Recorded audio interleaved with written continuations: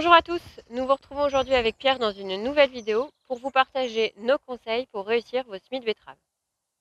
Ces conseils sont d'autant plus importants car cet hiver, tout au long de l'hiver, nous avons fait face à d'énormes précipitations. Les sols sont gorgés d'eau. Il est donc important de veiller à une bonne structure du sol lors de la préparation de votre semis de betterave. Notre premier conseil est de raisonner sa date de semis. Il est effectivement recommandé de ne pas semer avant la date du 10 mars pour éviter un risque trop important face au gel et également un risque trop important de montée à graines. Ensuite, nous vous recommandons de surveiller vos parcelles de façon à ce qu'elles soient bien ressuyées et également surveiller la météo de façon à ce qu'il n'y ait pas de pluie annoncée dans les 2-3 jours après le semis. C'est d'autant plus important pour les parcelles où le risque de battance est plus important.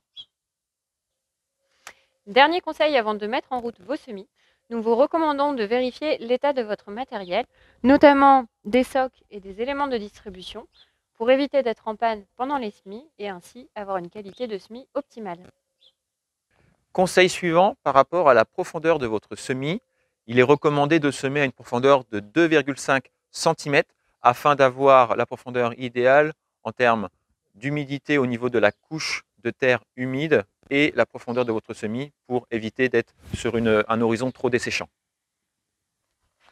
Autre conseil, pour effectuer un semis de qualité, nous vous recommandons de respecter les vitesses d'avancement lors du semis. En effet, avec un semoir d'ordre pneumatique, on recommande une vitesse entre 5 à 7 km/h. Pour un semoir à distribution mécanique, nous recommandons une vitesse entre 7 et 9 km/h. Conseil suivant, essayez de vérifier l'état d'avancement de votre semis. Essayez en effet de contrôler le plus régulièrement possible l'espacement sur le rang des graines semées ainsi que la profondeur des graines pour être sûr que vous faites un bon semis dans les règles de l'art afin de privilégier une levée optimale.